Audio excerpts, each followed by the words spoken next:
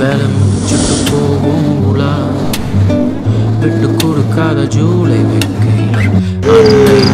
ஆழ்வார்பேட்டையில திடுதிப்புன்னு கூலா ஒரு காத்து வீசுச்சுங்க மேல அந்த காத்துல குண்டு மல்லி வாசம்